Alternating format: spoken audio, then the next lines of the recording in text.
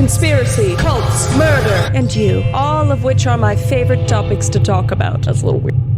Witchwood is not just an ordinary forest. It is a place where the very fabric of reality seems to fray.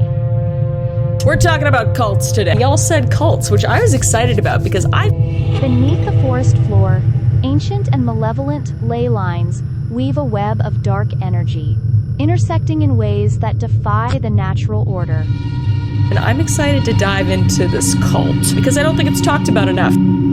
These witch lines, as the locals whisper, are conduits of supernatural power, channeling the restless spirits that haunt the region. It is said that these lines amplify the forest's sinister aura, making it a beacon for those who dabble in the arcane and the forbidden. The forest's haunted history is etched into the bones of the land.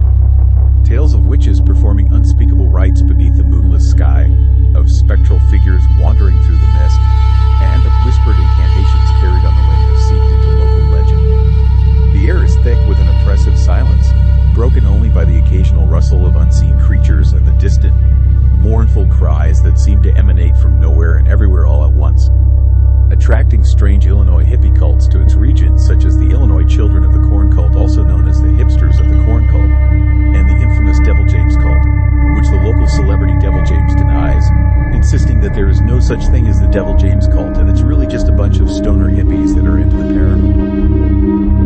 Cults. That's the not so good part, but that's what we're going to talk about today. Now you may ask, why, Chris? Why are we diving into this particular cult? And it's because over the years, this cult has become involved in a plethora of scandals involving, but not limited to, Locals avoid Witchwood Forest, steering clear of its darkened paths and foreboding glades.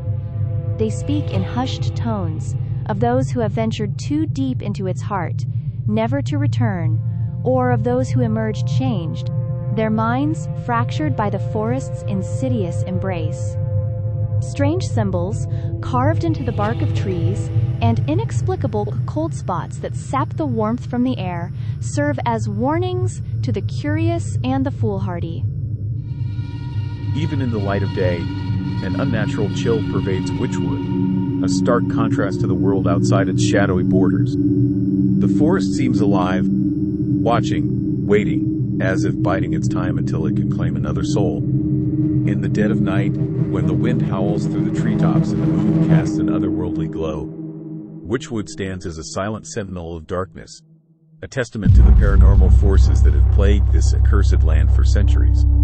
Beware, for in the heart of Witchwood Forest, the line between the living and the dead is perilously thin, and the echoes of its haunted past are always waiting, lurking just beyond the next twisted tree. we're talking about cults today. Or cults, and y'all said cults, which I was excited about. Beware, for in the heart of Witchwood Forest, the line between the living and the dead is perilously thin, and the echoes of its haunted past are always waiting, lurking just beyond the next twisted tree. And I'm excited to dive into this cult because I don't think it's talked about enough.